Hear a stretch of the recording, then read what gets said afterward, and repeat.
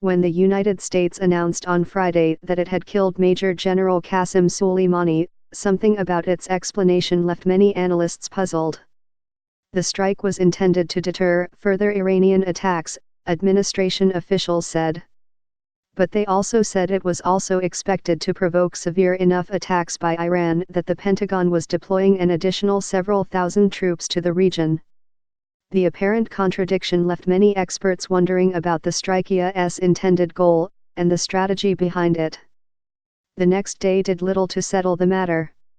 The strike had been intended to prevent an imminent Iranian attack, officials said publicly. Or to change the behavior of Iran's surviving leaders. Or to cow those leaders, whose behavior would never change. Others said privately that President Trump had ordered it in response to television reports of an Iranian-backed siege on the American embassy compound in Baghdad.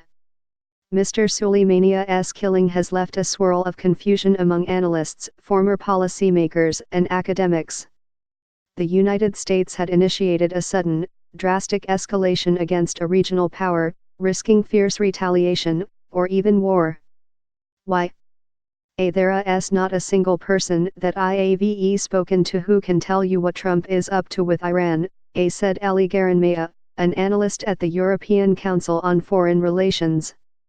It is not that experts or foreign officials suspect a secret agenda, but that the administration's action fit no clear pattern or long-term strategy, she said.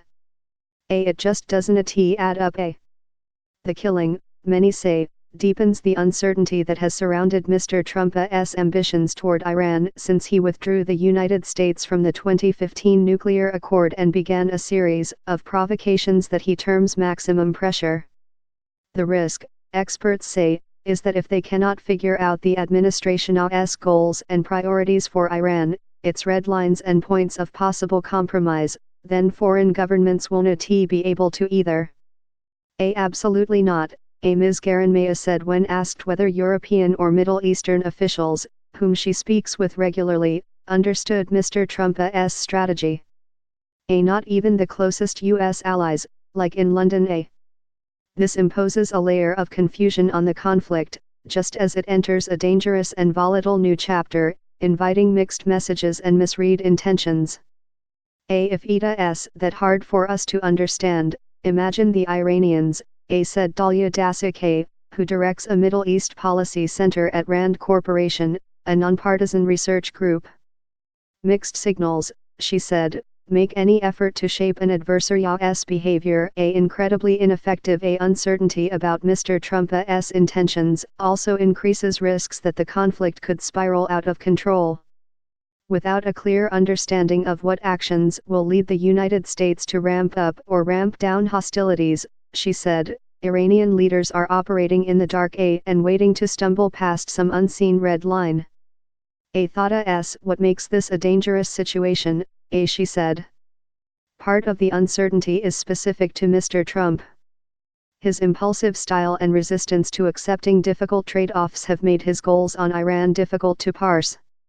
He has cycled between ambitions of withdrawing from the Middle East, positioning himself as a once-in-a-generation peacemaker, and, more recently, promising to oppose Iran more forcefully than any recent president has.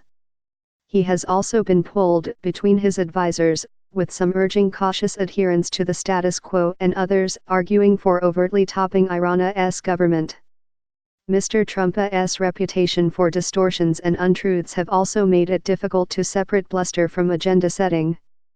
He took the United States out of the nuclear agreement and imposed sanctions against Iran, which some see as setting off a crisis that continues today, on claims that it was on the cusp of acquiring nuclear weapons in just a short period of time.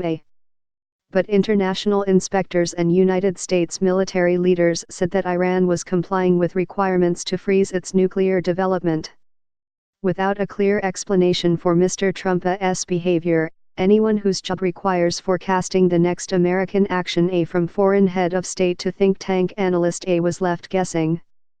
Deepening the challenge, the administration followed up with a set of demands that included some nuclear restrictions but focused mostly on Iran's regional influence and proxy forces, ordering Tehran to sever ties to nearly all of them in a sweeping surrender. Was this the real agenda? If so, what were the plans for winning each demand, and the metrics for measuring whether those plans were working? How would the administration balance competing priorities? American action on the ground deepened confusion. United States diplomacy has emphasized calls for peace but has conspicuously declined to offer what diplomats call easy, low-stakes opportunities for both sides to begin de-escalating, which are considered essential first steps.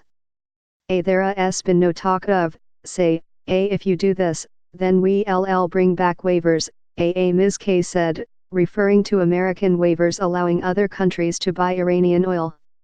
If you do X, then you'll get Y. There has been nothing tangible like that. Throughout months of proxy conflict, American military responses have ranged from muted or non-existent as in the case of an attack on Saudi oil facilities that was believed to be the work of Iran to extreme escalations like killing Mr. Soleimani. Even if each action might be defensible on its own, experts and foreign officials have strained to match them with a consistent set of motives and objectives. Suspicions have deepened that there may be no long-term strategy at all, even among those sympathetic to Mr. Trump's policies. R. Nicholas Burns, a senior State Department official under President George W. Bush, wrote on Twitter that the United States might have had a legitimate right to kill General Soleimani. But, he asked, has Trump considered next 15 moves on chessboard? How to protect our people?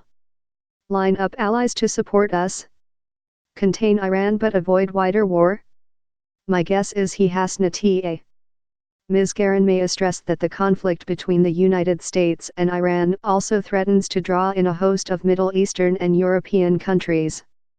To navigate tensions and avoid worsening them, allies and adversaries alike must astutely judge American intentions and anticipate American actions. All of them, she said, seemed at a loss. Most experts and officials that I've spoken to from the Middle East, including close allies Saudi Arabia, Israel they also cannot tell you with confidence what Trump wants on Iran, she said. Saudi Arabia and the United Arab Emirates had already been ramping down tensions with Iran, Ms. Garanmaya said, because they have no idea how Trump will behave from one week to the next and fear getting caught in the middle. Similar confusion in Tehran, she added, could become the biggest problem. If Trump is not managing a consistent and clear message to the Iranians about what he wants, she said, then this opens up a lot of space for a lot of miscalculation. The most important question, Ms. Kay said, is what steps by Iran might cause Mr. Trump to pull back. There is not an understanding about what is the end game, what is the U.S. trying to achieve, when will the Trump administration be happy, and enough is enough, she said. And while judging what will provoke American escalations against Iran is not straightforward, she said, those escalations have come steadily enough as to seem almost inevitable. Action on the ground has been continuously punitive, she said. Brett McGurk, who until last year was the administration's special envoy to the coalition against the Islamic State, warned his former bosses, in an article for Foreign Affairs, that their maximalist demands had left no plausible on-ramp for Iran to enter negotiations, since nobody, including the Iranians, knows what Iran is supposed to negotiate about. Ms. Kay said Iran might conclude that it should tread with extreme caution. Or it might reason that the United States poses a threat that is both existential and unyielding, compelling Tehran to gamble on taking extreme measures. What I am concerned about is that mixed signals, plus the perception of existential threat, Ms. Kay said, might lead to dramatic steps that we might not have thought possible.